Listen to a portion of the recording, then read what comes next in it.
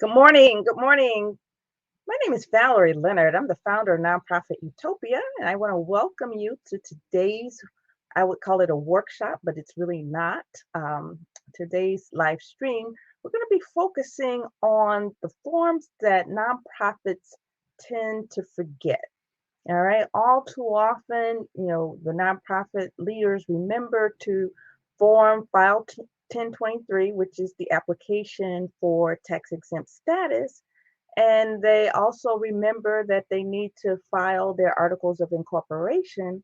But there are a number of forms in between that article of incorporation that you file and the actual application for Form 1023. And then there are forms that you need to be filling out, after that. All right, so today we're going to talk about those forms.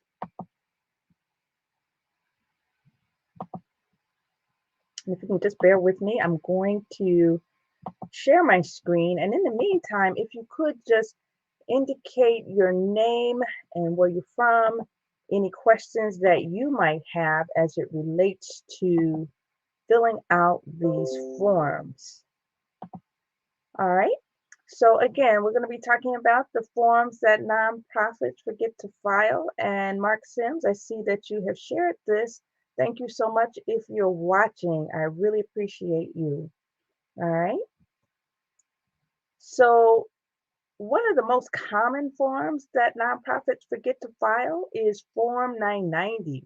And Form 990 is a form that nonprofits have to file instead of Form 1040.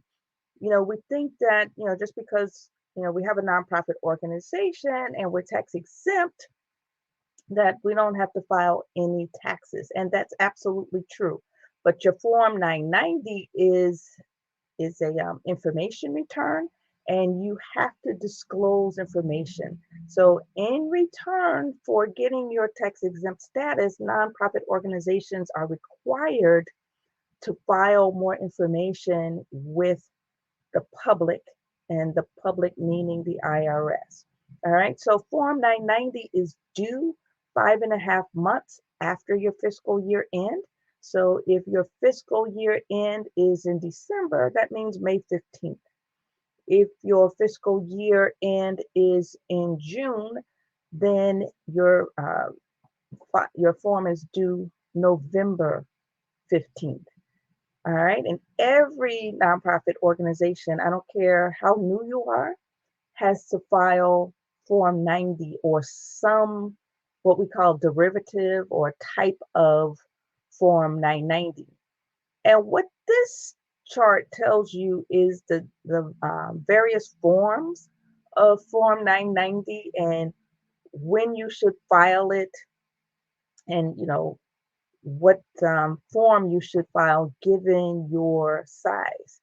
So organizations that are making under $50,000 a year, they are required to file the postcard or Form 990N. There are no instructions. They're assuming that you can just go on and be prompted online. So the advantage to this is it's a very quick process.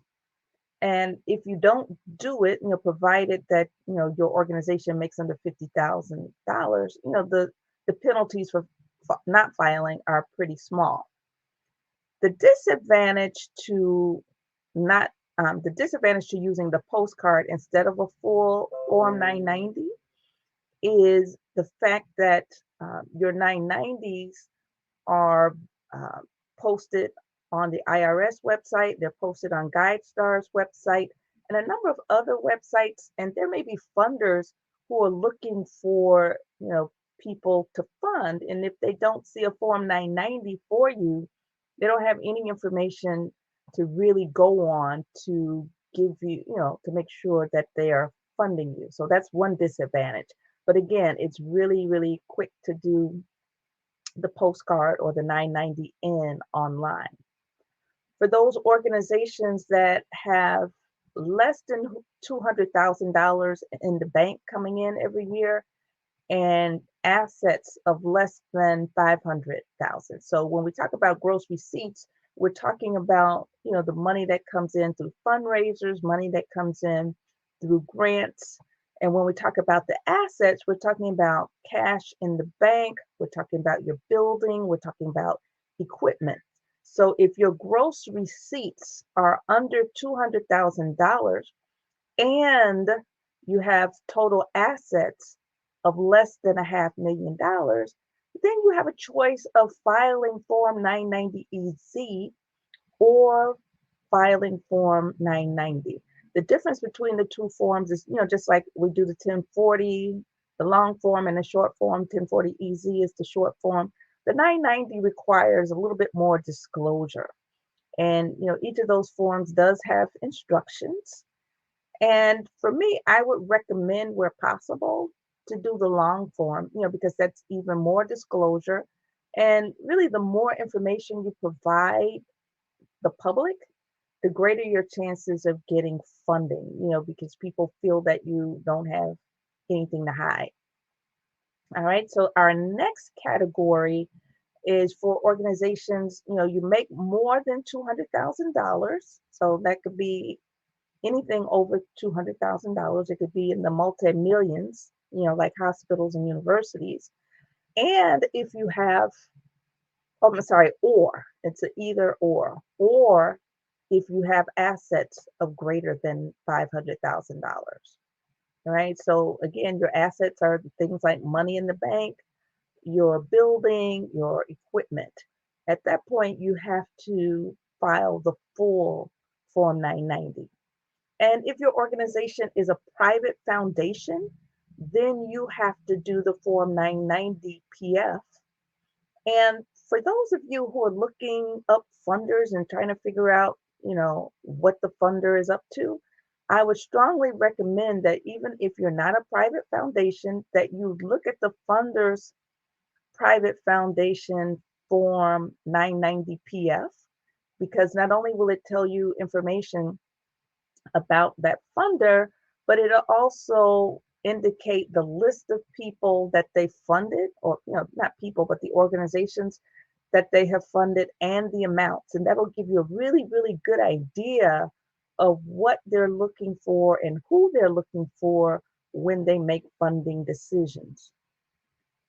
And the penalties for not filing or for late filing Form 990, if your organization is under 50,000, there are no penalties for filing the e-postcard. All right.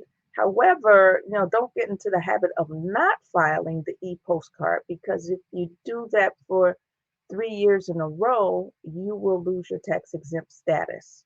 All right.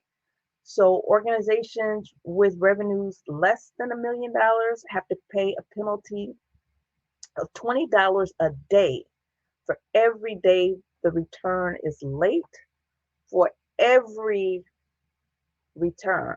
All right. So if you got 3 outstanding returns, multiply that by 3. And, it's already pretty expensive if you have 1 year, but, multiply that by 3. And the maximum penalty is $10,000 or 5% of your gross receipts, whichever is less.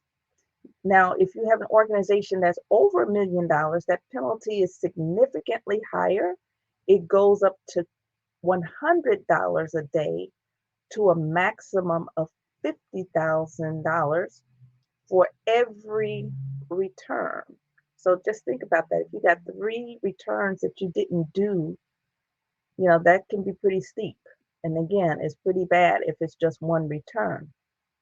And again, any organization, regardless of your size, regardless of whether or not you're just doing a postcard or the full 990, if you fail to file this form for 3 years in a row, you will automatically lose tax exempt status. And then, what happens if you lose it? Some organizations really don't realize what it is, that they're required to do. There are organizations that honestly don't know that they're supposed to file Form 990 on an annual basis. I've worked with some, and they have either been threatened with losing their tax exempt status. And then in the worst cases, I've seen where people have actually lost their tax exempt status. But don't worry if this happens to you. The very first thing you do is figure out why this happened, right? You want to talk very openly with all the stakeholders. And in this case, the stakeholders would be your board members, your staff. Again, figure out what happened, how you can fix it, if it can be fixed, if you even want to fix it. Some organizations decide just to go out of business altogether rather than try to go through this process all over again, because what happens when you lose your tax exempt status, you really have to file a new application for tax exempt status. And then when you do that, you also have to file all of your back returns. And even if you don't lose tax exempt status, if you're being threatened with losing your tax exempt status, you still have to go back and file all of your returns. You need to develop board and financial policies to make sure that this doesn't happen again. You should also develop a compliance calendar, that is, a calendar of all the forms that you need to file on the state level, on a local level, on a federal level. What forms, who's responsible, when it needs to be filed.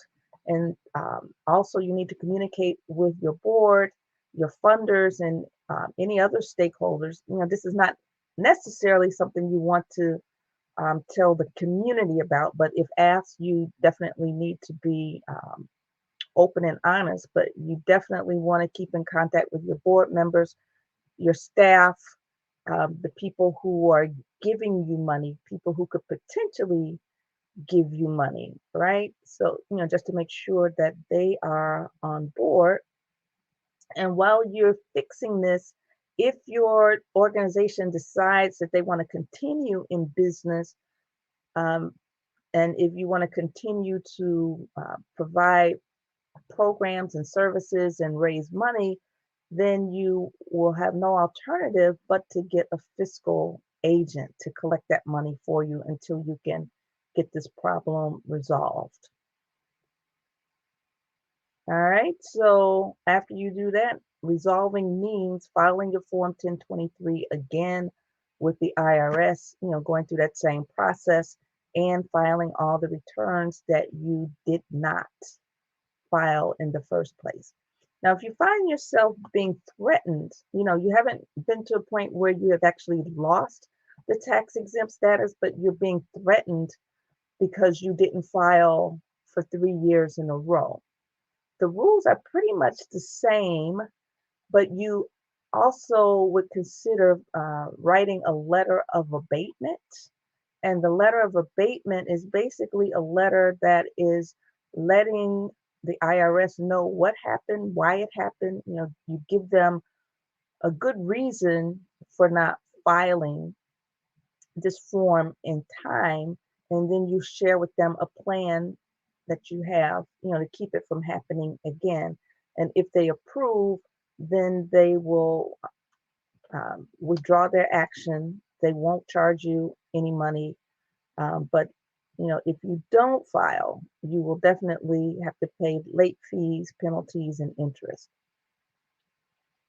All right, another form that people forget to file is AG 990IL. Now, I'm speaking from the perspective of Illinois organizations, and every state has their own rules. But in the state of Illinois, you have to file the equivalent of the 990 at the state level. So that'll be just like, for us personally, we do the Form 1040 and then we file our 1040 IL on the state level. So in the state of Illinois, you do the 990 on the federal level, and then you do the Form AG 990 IL on the state level. And here is a picture of the form. And basically what this is, financial disclosure. It's very summarized information. And this, this is due at the same time that you do the Form 990 on the federal level. So when you're doing your federal 990, you should also be doing your state 990, and that's due 5.5 months after your year end. And your year end could be June, it could be December, it could be October, etc. The filing fee is $15, and the penalty for late filing is $100 for every late return.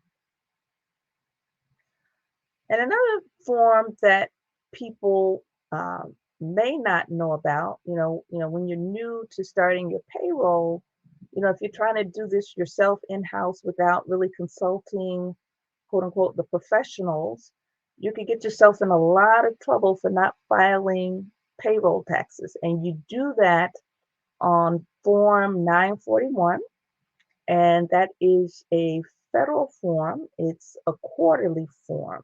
All right, so you're basically using Form 941 to report income tax that is withheld. So your employees' income tax, any Social Security, any FICA, right? So anybody has to file Form 941 if they have $2,500 or more um, due in any one quarter.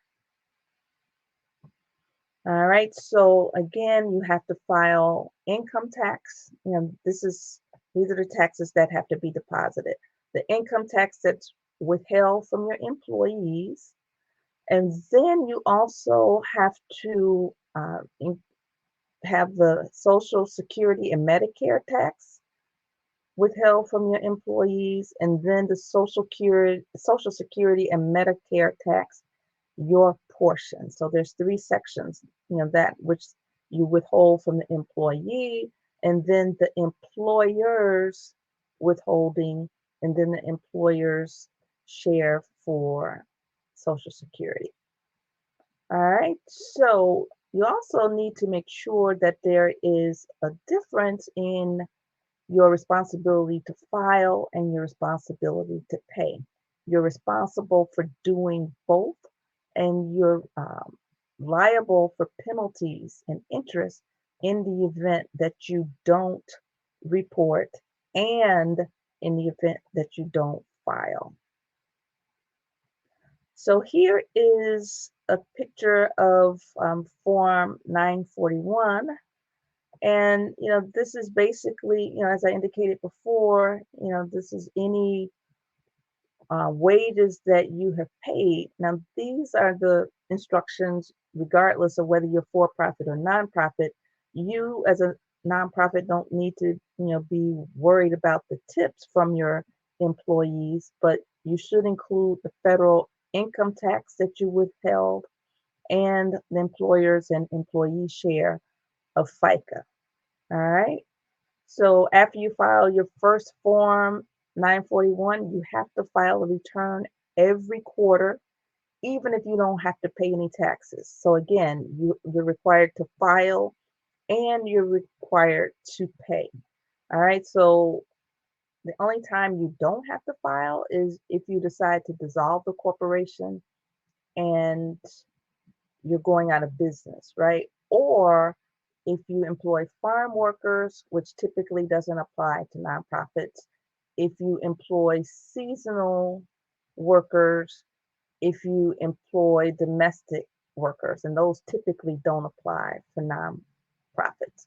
So you have to file Form 941 by the last day of the month that follows the end of the quarter. So, for example, the first quarter ends March 31st. You have until April 30th in order to file Form 941.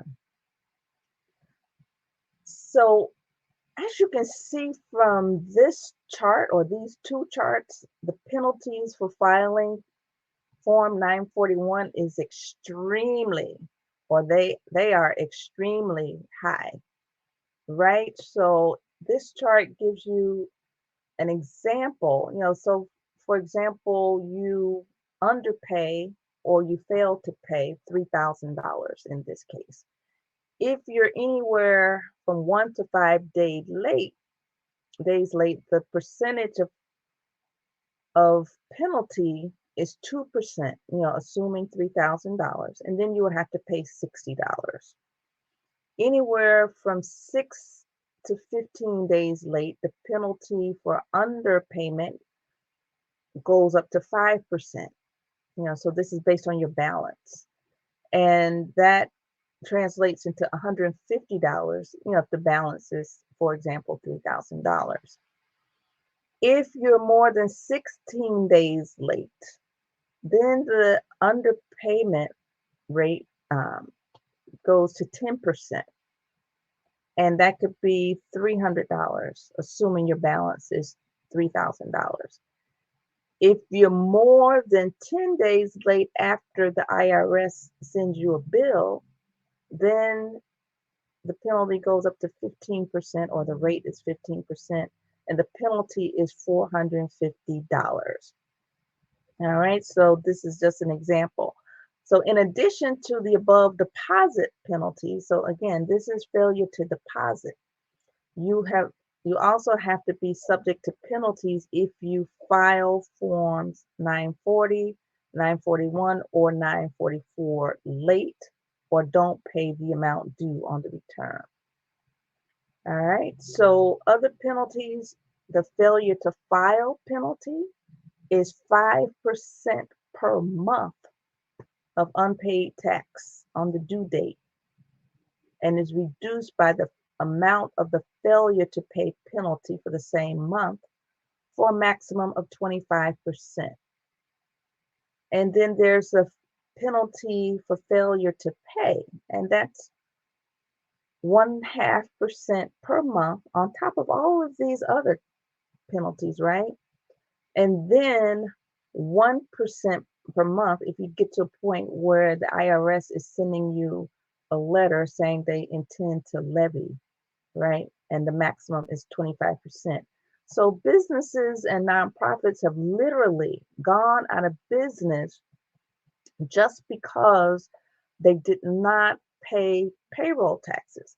And I've seen organizations make the mistake of saying, well, because they have that option, that they could pay uh, their withholding taxes at the end of the year, pay them all, and they live off the rest of the year. And sometimes they can do that because they've managed to set aside the money, but in most cases they have not taken the time to set the money aside, and when those taxes are due, they don't have money to pay for it, right? And then that's what sets this ball to rolling.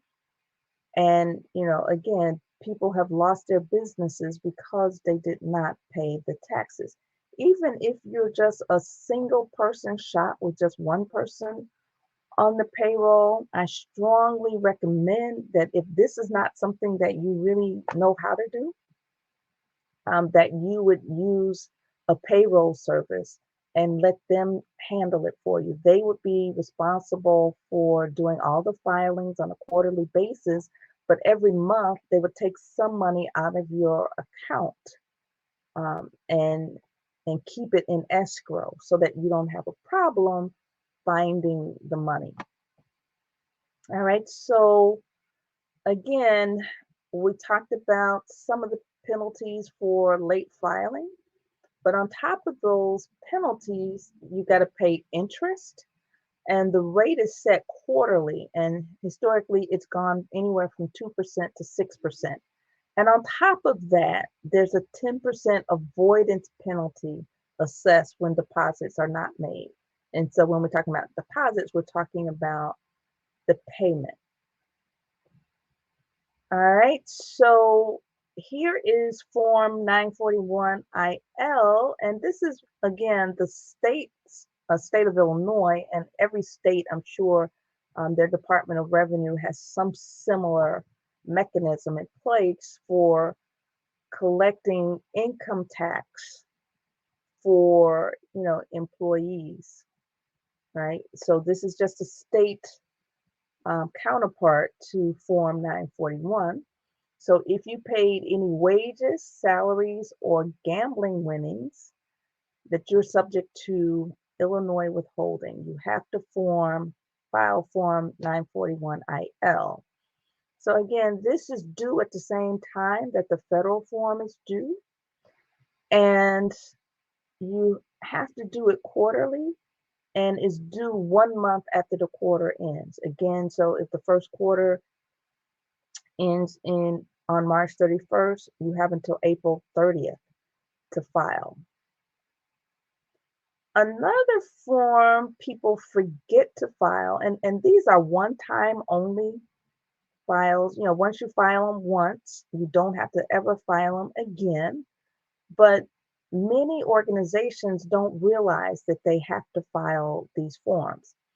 And in the state of Illinois, these are forms that you use to register with the Attorney General's office. Every state has their own requirements, and usually the Attorney General's office in your state is responsible for regulating fundraising for nonprofits.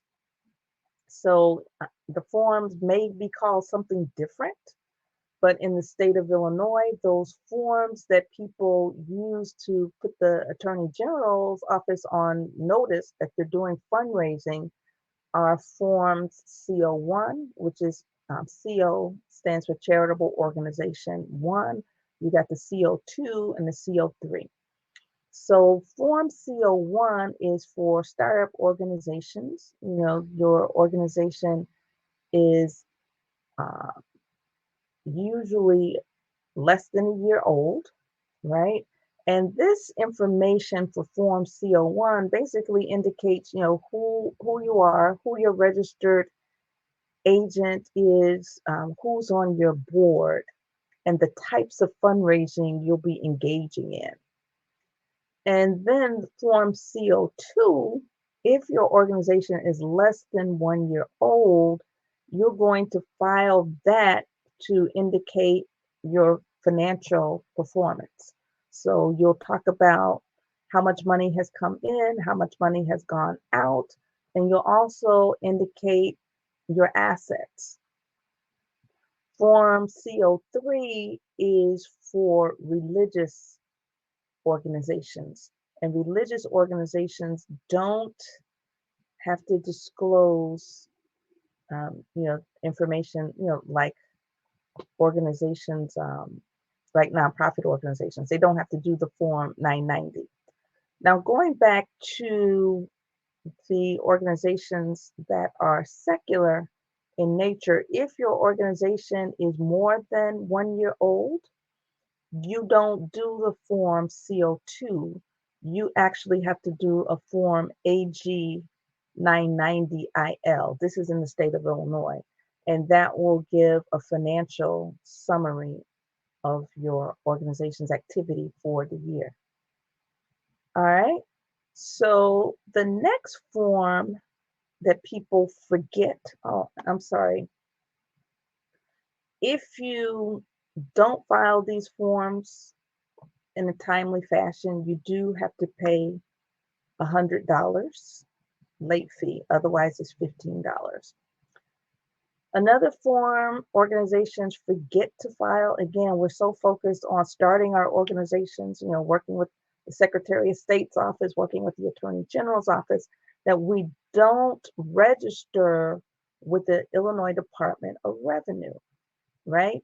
The Illinois Department of Revenue and other states, all states have a Department of Revenue, and they're charged with collecting taxes. So even if you're a tax exempt organization or you plan to become tax exempt, you need to register with the Department of Revenue, at least in the state of Illinois. So you need to check the requirements. If you're not from the state of Illinois, you need to check the requirements for your own state.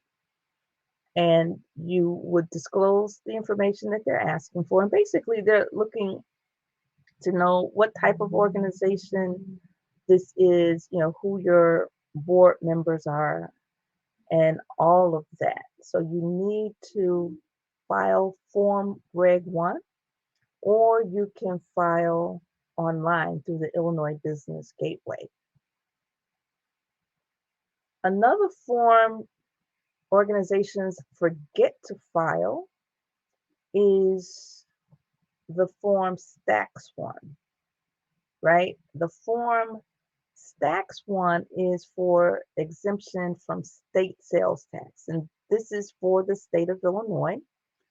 And when you apply for tax exempt status, you need to not only fill out that Stacks one form, but you need to add your articles of incorporation, your bylaws, your IRS letter to show that you are tax exempt, your most recent financial statement. And if you are a religious organization, you don't have to share any financial information.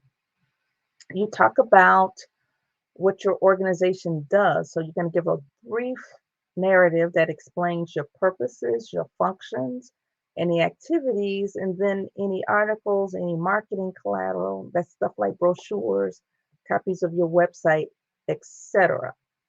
All right. And I should caution you that if you are an economic development agency, your chances are slim to none of being exempt, at least in the state of Illinois, from sales tax.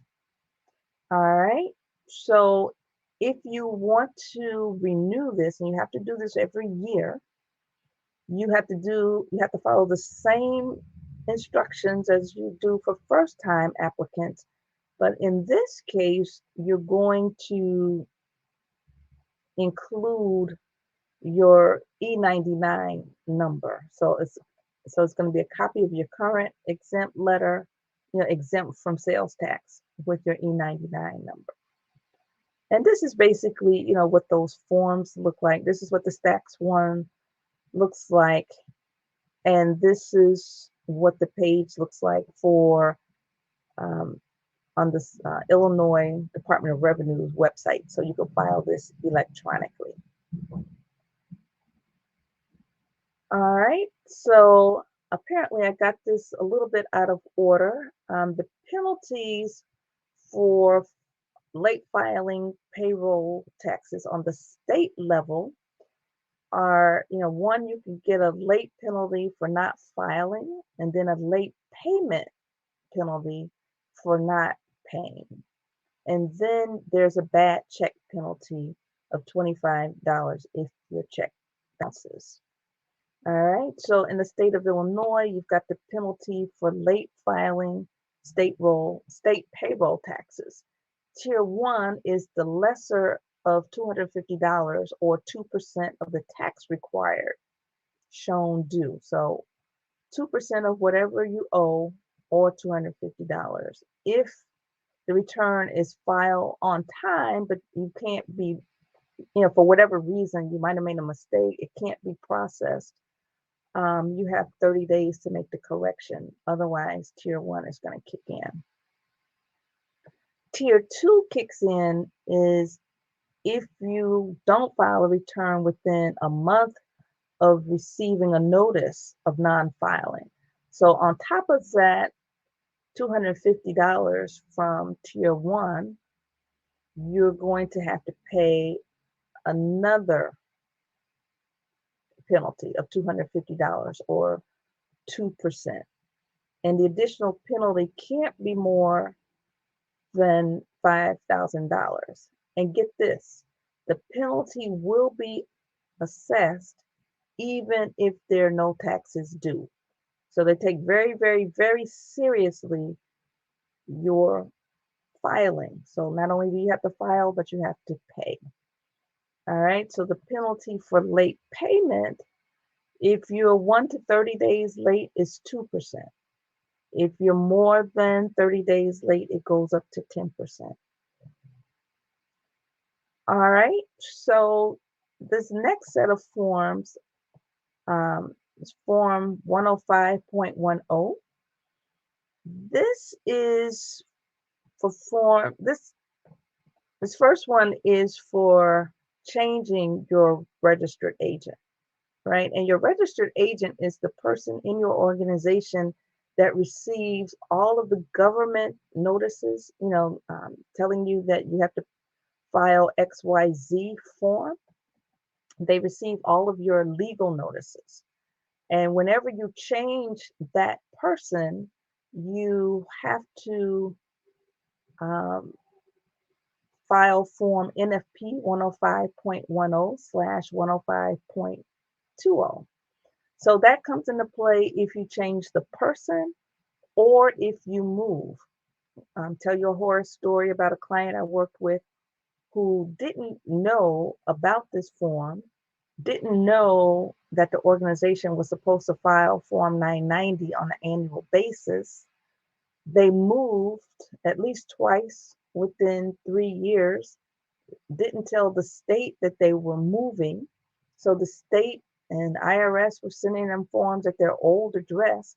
They never ever got the notices for filing Form 990 or any of their other forms. And by the time the IRS finally caught up with them, so to speak, or there was finally an acknowledgement of this new address, they were on the verge of losing tax exempt status. So the lesson learned there is make sure that if your registered agent changes, if your address for the organization changes, to file this form. Now, in the event that your registered agent resigns, it might be somebody on the board, it might be your executive director, or for whatever reason they resign from the organization or from that duty where they have to file the forms, then you have to notify your state that that person has resigned and then let them know who the new person is. All right. The next form is the nonprofit annual report. And if you're in the state of Illinois, this report is filed with the Secretary of State. And, be careful not to download the annual report for for-profit organizations. There's one specifically for the nonprofit organizations. And this form basically wants to get a sense for, whether or not your information is still current, your current corporate name, who your registered agent is, where your office is, and who your board members are. All right. And this form is due a month before your anniversary. So if your organization was founded in March, then your annual report is due before the end of February. All right. And it's really, really critical that you file this form. If you don't file this form, the Secretary of State can dissolve you involuntarily. There are organizations that I know of that are out there raising money and they didn't realize that their organization was dissolved.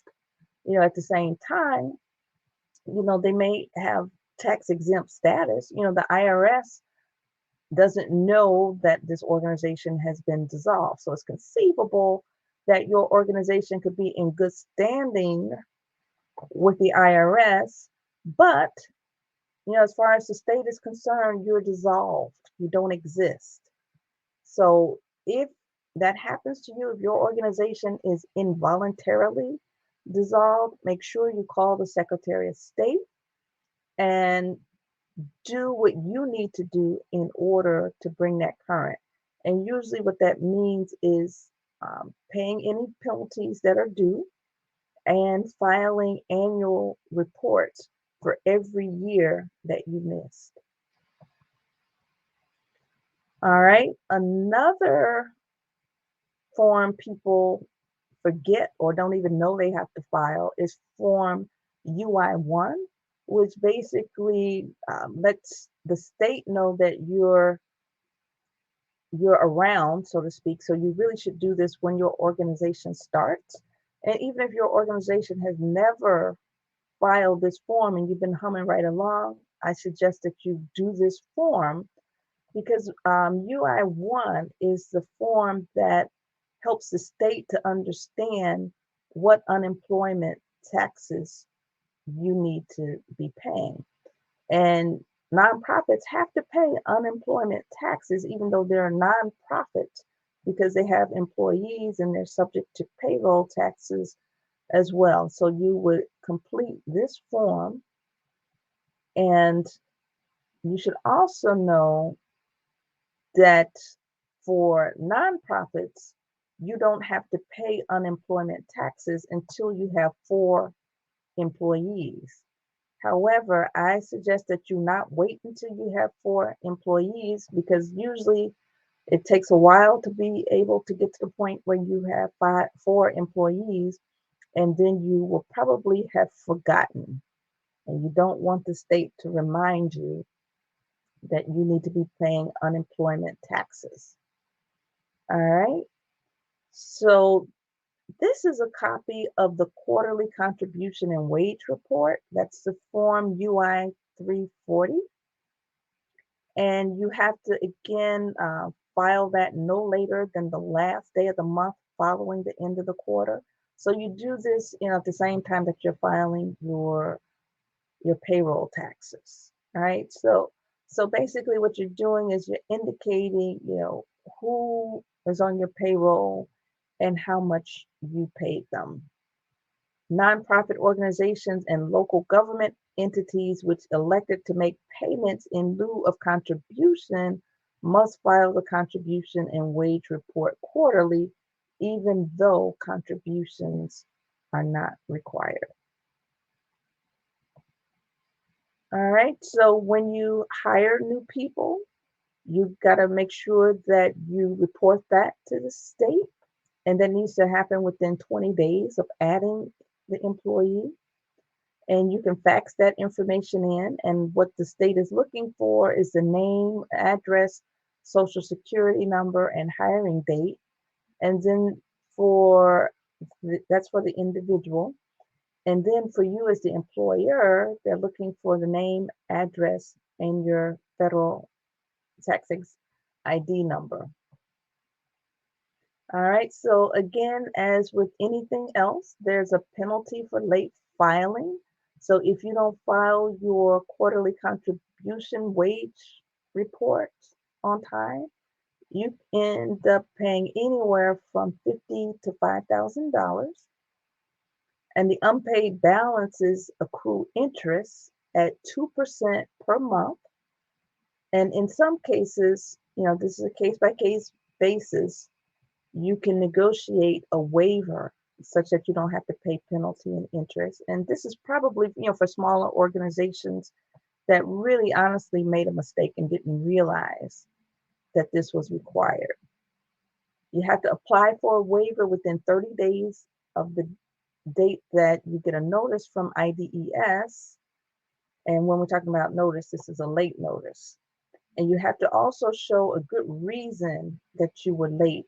And then you have to pay the full amount of past due contributions. So you can get waiver for your penalties and interest if it's approved, but regardless, you have to pay the past contributions. And IDES is going to audit you, just to make sure that your payroll is what you say it is. So you need to keep your payroll records for 5 years, because you don't know when that audit is going to be. And check this out. You are personally liable if you are a board member, or you could be. I don't want to say you are. You could be personally responsible to pay if you're a board member of this organization, or you're an employee who has the responsibility for completing these forms. All right. So the Unemployment Insurance Act was recently amended to provide for the personal liability of any officer or employee of an employer who has control, supervision, or responsibility for filing of reports, or the payment of contributions, payment in lieu of contributions, penalties or interest for the employer, and who willfully, so you know what you're doing, right? Fails to file the reports or to make the payments.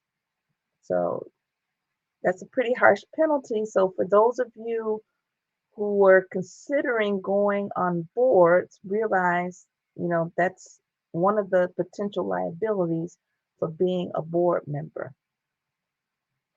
So if an employer fails to file a report or fails to pay any contributions, payments in lieu of contributions, penalties, or interest on time, the department will be looking to the corporate officers and other responsible individuals for payment. So if your organization doesn't pay, then you, the people, who are responsible for making sure these forms are done, you have to pay. And if you don't pay, then the state could put liens on your house, your car, your boats, and any other property. They could even put a levy on your personal bank account, which means that you go to the bank one day and think you're going to make a withdrawal to pay for lunch, and you won't be able to get access to your account because the state has put a lien on it. All right, so you can go to ids.illinois.gov, taxes and reporting, to find out more information. And if you're not from the state of Illinois, you need to check this out with your own state. And then when we look at benefits to workers, workers have to have earned at least $1,600 in wages during a 12-month period in order to qualify for benefits. So this would be benefits like unemployment or workers' comp. At least $440 of the $1,600 has to been earned during quarters other than the one in which earnings are the highest.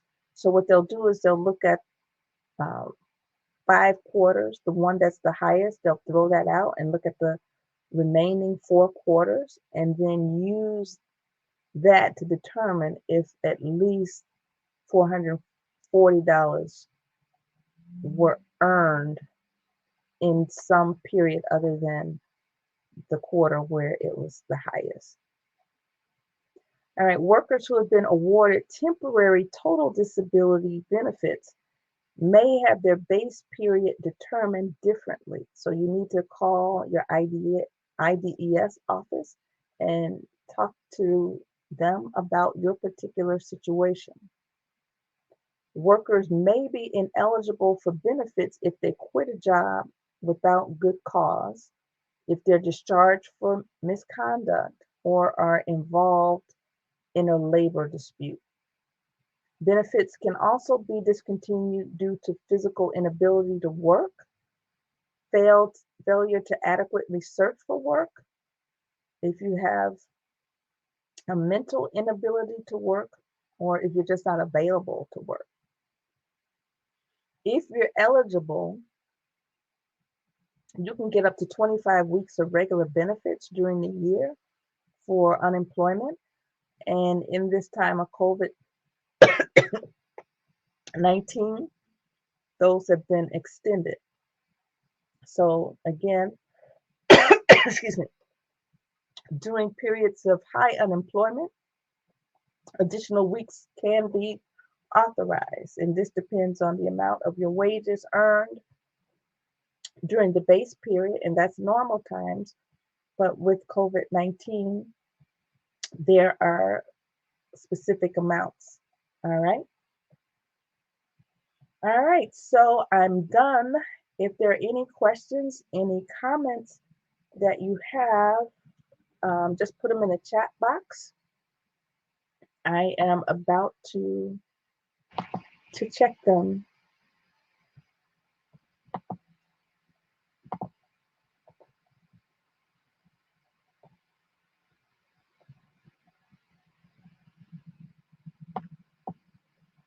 Okay, this is a great question, Janice. I hope you're still with us. And hold on just a minute. I want to get rid of that. Yeah, Janice, I hope you're still with us so that you can hear my answer. I have a compliance calendar. It's not an automated thing, but it is a worksheet where people can fill out all the forms that they need to complete. and they can indicate who's responsible and when. So I have a checklist of all the forms that people need to complete, and they could also put that on their calendar and then put a system in place where they know who to file and when. And one thing people could do is, put the little notices on their emails to remind them, when these forms should in fact be filled out. All right. Are there any questions, any other comments?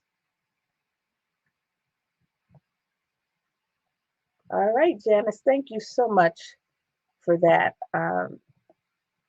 If you're still with us, I will wait another minute or so to see if you have any comments, any questions. In the meantime, I encourage you to join nonprofit Utopia.